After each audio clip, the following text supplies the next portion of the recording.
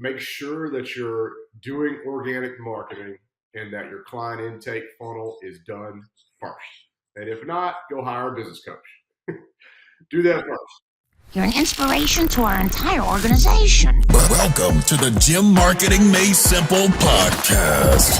We're going to be talking the done-for-you marketing and sales strategies proven to work with boutique fitness gyms to increase quality lead flow and grow your revenue. Don't try to be a professional marketer and waste tons of money. Let the experts at Lasso do it for you. And now, here are your hosts, Blake Ruff and Sherman Merritt.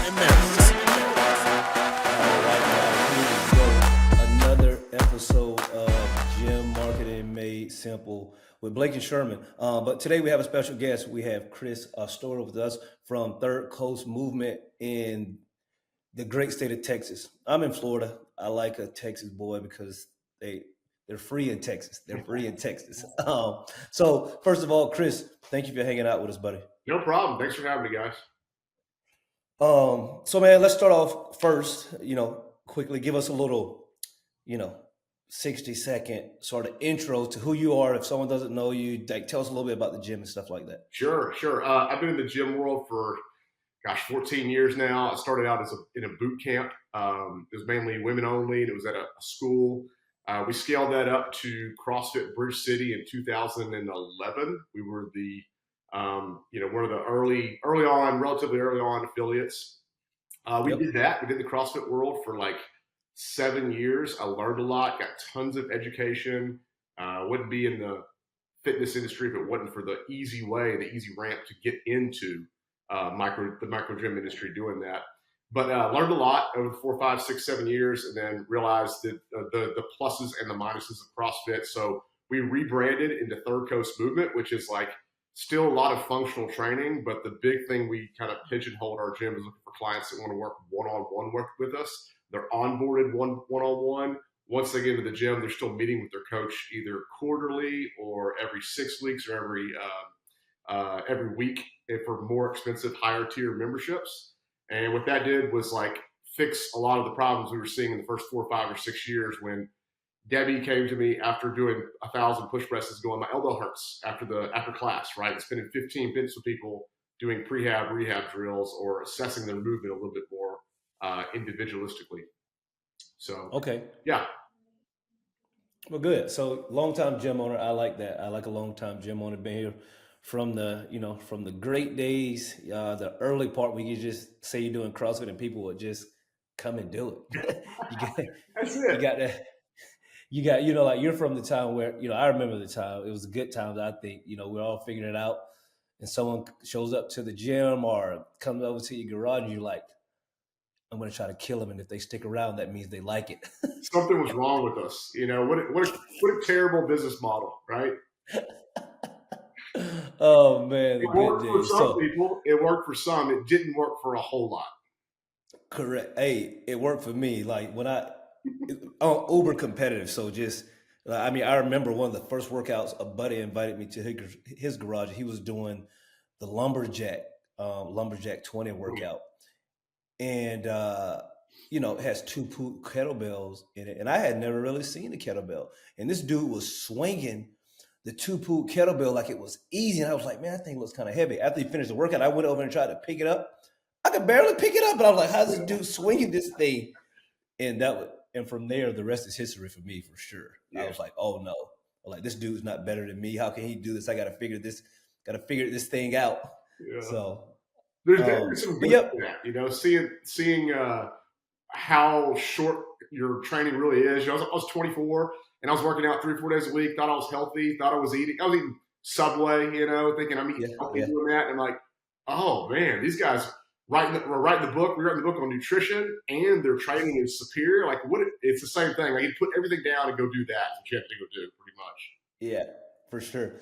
All right, man. So let's start off with, you've been working with us for a little while right now. You've having some success, but I want to sort of jump into what was your previous experience before working with us? Because what happens a lot of times that we've seen, a lot of people, they've had some type of experience before working with us, whether good or bad. So, for us, we're always coming to the gate like, hey, this is what we do. We don't know what happened in the past, why you're not still doing it, but this is what we do. So let's talk about sort of your experience before you came with us, and then we'll sort of transition into you working with us as well. Sure. You want kind of like the last year? Is that recent enough, or you want the whole gamut? No, that's fine. No. Whatever you want. Like I'm okay with it. We can roll with it. Okay. You know, I would say for me, like I said, I've been in the fitness industry for a long time, 10 plus years. We did do paid marketing 2 times before. The only problem was I didn't have very good business training. And I didn't have a good intake process. I wasn't doing good organic marketing.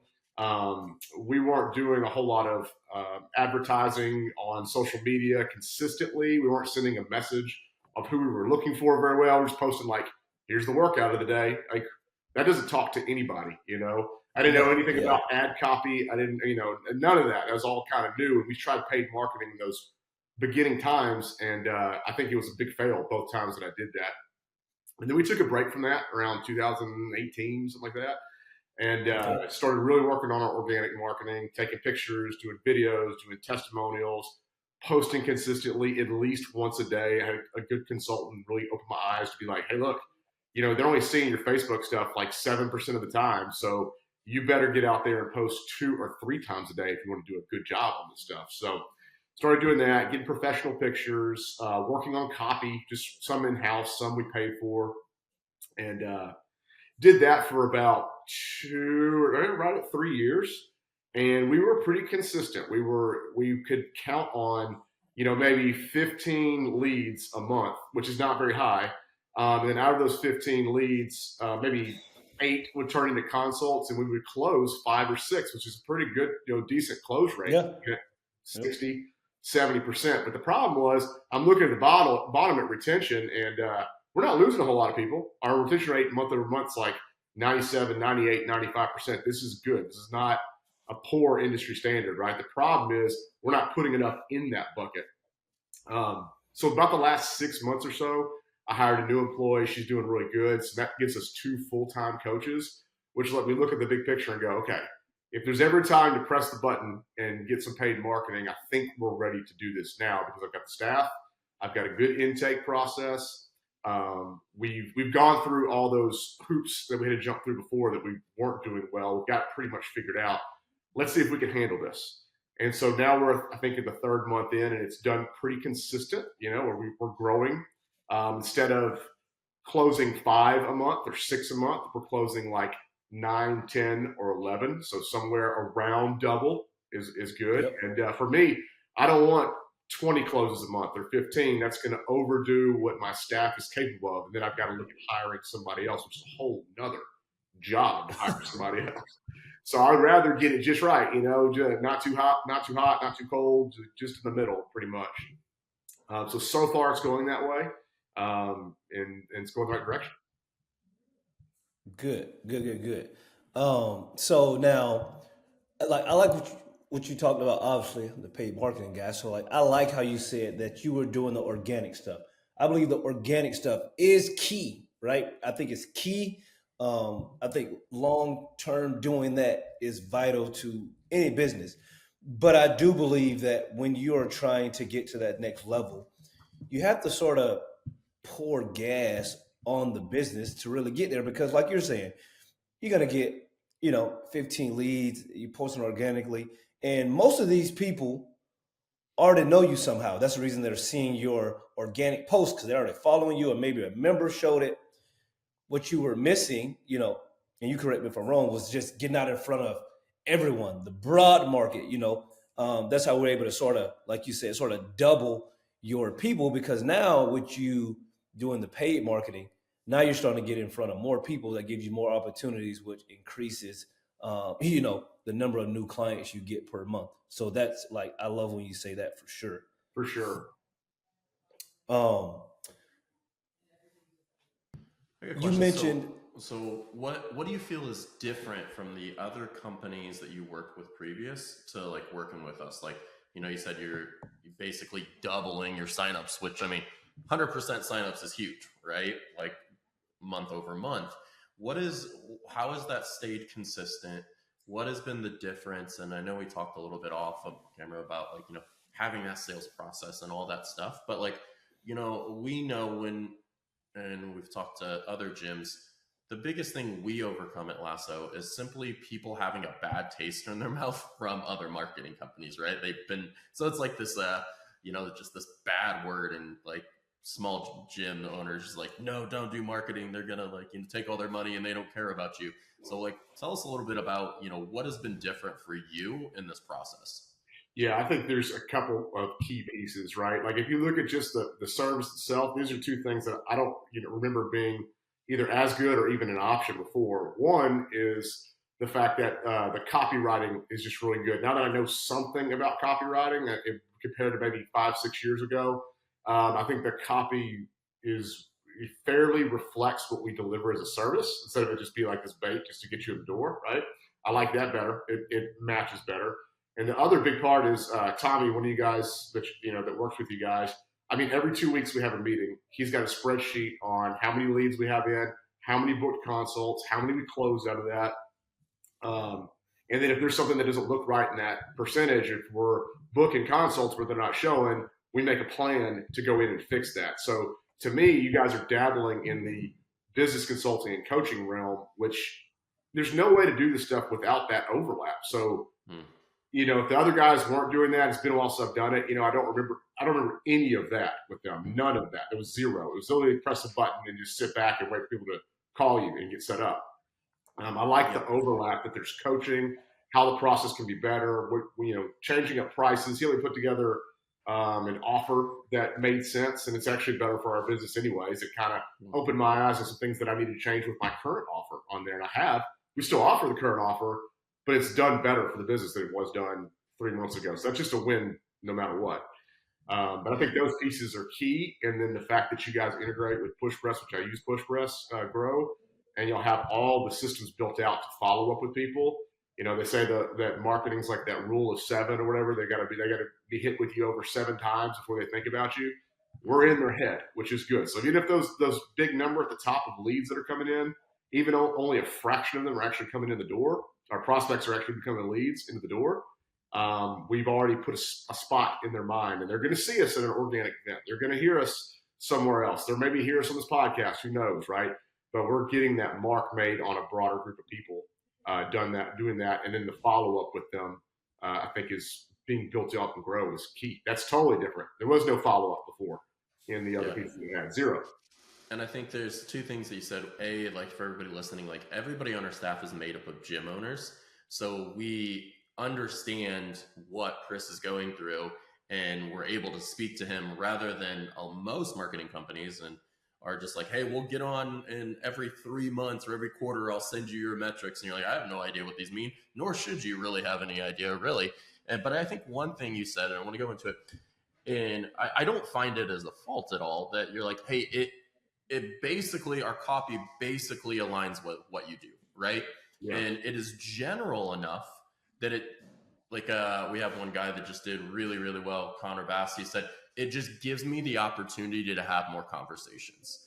And I think one place that gym owners get, they get tied to I don't even use the word brand because I don't think this is just for people listening. Brand is when you're doing over $10 million and you see a logo and you have a feeling.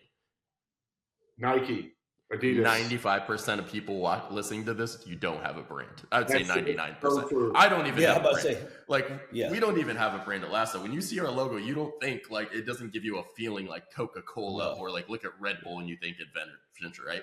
So you don't have a brand, right? So, but what I'm getting to is all it needs to do is elicit that conversation that says, I understand that gym has a really good, I am not getting strength training. That's why I'm not getting results. I need to talk to Chris because it sounds like he can get me results because everything else I've tried has not got me to where I need. And his copy seems to understand in a general sense, my problem seems like he has the solution. I need to talk to him. And then from there, he becomes the doctor and then says, this is what you need to do. So I think this is a really good point for like, even you could talk about this, like how gym owners get so caught up in like, this is my colors. This is like, people don't care yet. Like Orange Theory. Yes. They go put orange bikes everywhere because you associate orange with Orange Theory, and it's just like this mind little thing that they put in there. But for everybody else in micro gym, you just need more conversations. I like that. That's a good point. When you talk about scaling, branding's a real thing with franchises and stuff like that. But this is one gym that I have, and most gym owners, most of them are trying to make one gym successful. Not all of them, but most. Yeah, I totally agree with that. And that's like a big missing piece. If people aren't doing consults from this process, you're really screwing up. Like, you need to be having long 30, 40 hour-long conversations with every human that comes to the gym, and having the right person do that. You don't have the right person do that, your close rate's going to go down quite a bit. And it better be you asking a bunch of questions. Asking. Yep. Yeah, for sure. I say 30 minutes, guys. Chris said up to an hour. Hey, listen, nah. We can't give everyone an hour. We'll give them 30 minutes, though. We'll give them 30 minutes. But I see what you're saying, right? Like, it is, like, it's vital. Like, Blake and I, like, we talk about this often on here. It just annoys me like no other when I hear people say, well, I only want to talk to people that are basically ready to pay me the first time that they hear about my business. And I'm just like, guys, that's so lazy, right? Like, that's what it really comes down to. So you're saying, as an entrepreneur, you only want to get in front of people that are willing to pay you right then. You don't have to sell them. Okay, so does every other business ever created by anyone. That's what we all want. We want everyone to run up to us. Hey, I know you have a business. Take my card and charge it in. Let me be a member forever. Like, guys, come on. Like, we have to stop that in this industry, right? Yeah. Like, we have to stop that. Like, oh, I don't want to deal with people that are not. Guys, some people are not going to be ready to go. And like, yes, you sell a high-end gym membership. These are people who don't want to work out, man. They're struggling. They need you to pull it out of them. If they were going to Planet Fitness, that's not your person. You charge 10 times, 20 times the amount Planet Fitness does. That's a self-motivated person that's able to get the most out of their $11 a month membership. That's not your guy. You don't want that person. You want the person that just feels like they can't do it anymore, or whatever your specific avatar is. You're charging a high-end membership for a high-end service. You're going to have to really dig it out of them. It's going to happen. Yeah, like, I agree with that so much. I think that, I think about any industry. So, like, when I I like to travel. So, like, especially, I love walking cities. So you guys get me off subject, but I love walking cities though. But so, like, when I go to Chicago, wherever, and you're walking around these cities, and whenever I see a luxury car dealership, I see a Ferrari dealership, whatever, like, I'm going in. Bentley dealership, like, I'm going in. Now, am I going to buy a Bentley? No, I'm not. Mm-mm. But the service that you get, these people are so nice. You get to look at the cars and stuff like that. Like, what if they said, well, you can only walk through these doors if you're going to buy a Bentley today? Yep. Guys, like, their reputation they have. They have a terrible reputation. Yep. Correct. And so many gym owners try that. So, starting today, no more, guys. Let's just stop that across the industry. You're going to have to deal with some people that are not going to pay you. But here's the cool thing about it, though. If you really think about it, like, we've all been gym owners long enough. Just because someone can't pay you today doesn't mean that they can't pay you down the road. Absolutely. Right? Whether their financial situation changes or their mindset just changes. Because a lot of times I strongly believe people can afford what's important to them, right? Like, they can afford what's important to them. So maybe their pain point isn't big enough when you talk to them in February, but then 6 months go by and they get that email or that text at the right time.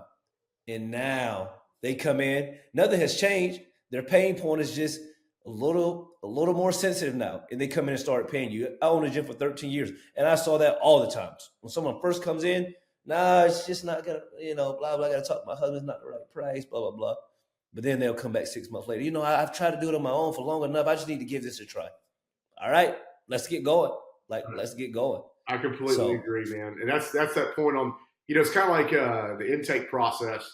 If a lead comes through, or prospect comes through, then they turn into a lead, they sit down for a consult, they don't show up. Well, they're just one step removed from being a member of your gym. They're right there, So having the system built out where it continues to follow up with them in 6 months whenever they're significant other breaks up with them, or they get a raise in their job, or their pain point gets bigger. I think is key, So having the right system set up to where you have a higher likely chance of them touching base with you after they walk back out the door is everything.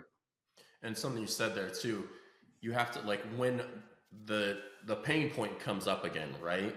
You guys have to realize, and we've said this, I think, on the previous podcast or 2 podcasts ago, that speed is key to a lead, right? They are opting in because they have a pain point, right? And we have so many gyms that are like, oh, these leads aren't good or whatever, but they realize, and then you go back through and like, hey, have you joined a gym? Yeah, I joined F45 Orange Theory. Well, why do you think they joined F45?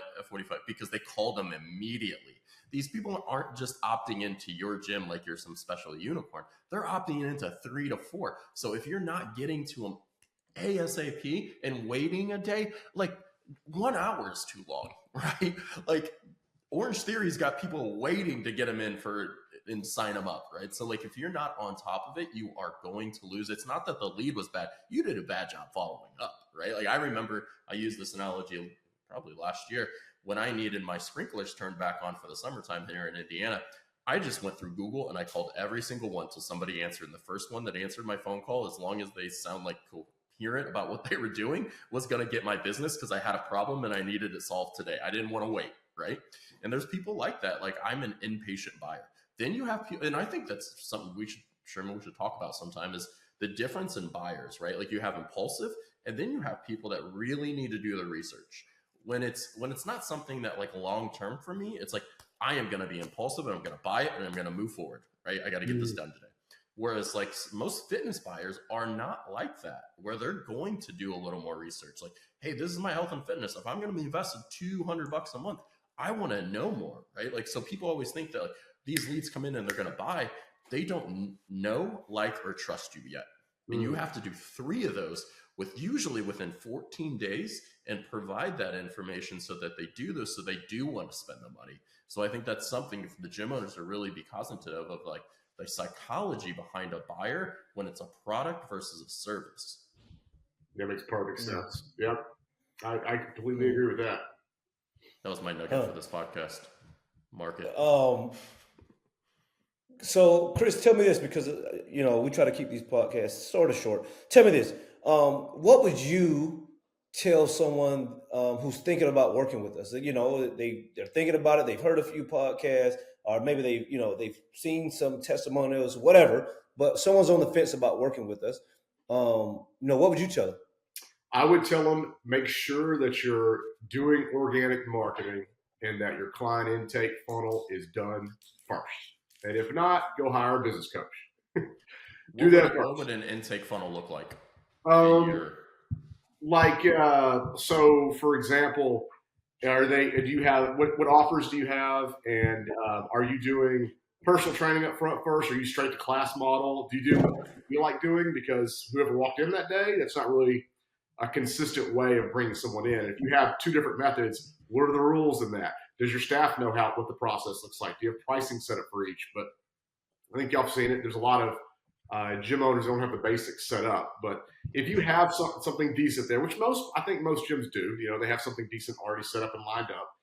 If you do, then I would say if you're thinking about doing this and you've had a bad experience with paid marketing, but you know what you needed was basically a handhold, like a little bit of a training wheel there for the process, which I needed. I'm 14 years in. I needed my handheld. We had Tommy meets every 2 weeks. You guys did several meetings with me up front. I'm a very think about it buyer, like Sherman was. I'm a think about it buyer.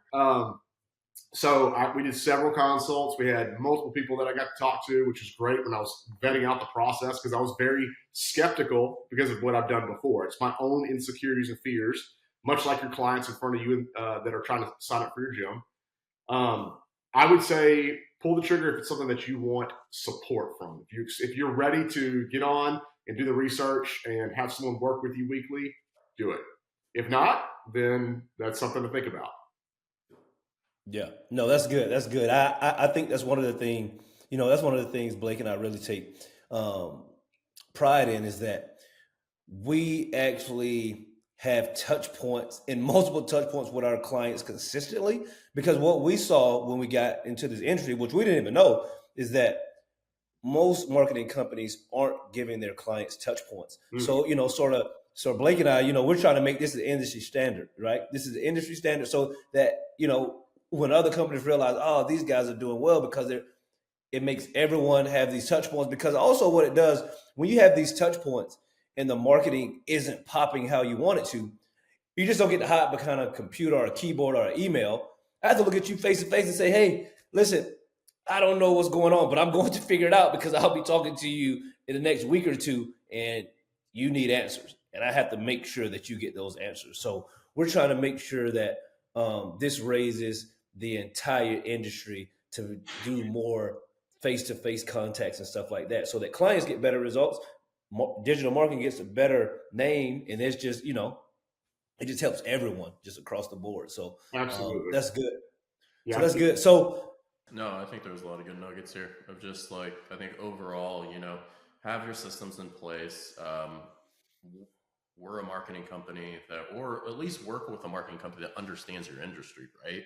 And if you're not getting touch points of like to talk to somebody to understand not just the metrics, but where in the marketing funnel is this working or not working, right? Like just giving you cost per lead and how many leads and how many signups there's a lot, like I would say, it's like a chain. If there's kinks in the chain, like you got to create a well-oiled machine. And once you do that on every level, then you just pour gas on the fire, right? But like we say all the time, if you got holes in your buckets, we're just going to add more water to it. So patch those holes a little bit, put some tape on them by like systems, processes, funnels, all that stuff. And then you'll be successful. yeah. So, I think we're going to get out of here. Chris, first of all, thanks for hanging out with us.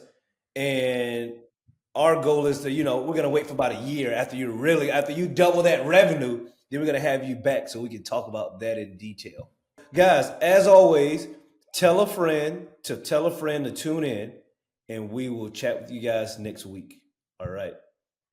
Yeah. Thank you for listening to the Gym Marketing Made Simple podcast with Blake Ruff and Sherman Merricks. We hope you enjoyed. We believe marketing should increase revenue and not waste money. So book your free call today. Head on over to lassoframework.com. That's lassoframework.com and find the right words, get more customers, and increase your revenue. We'll see you here next time.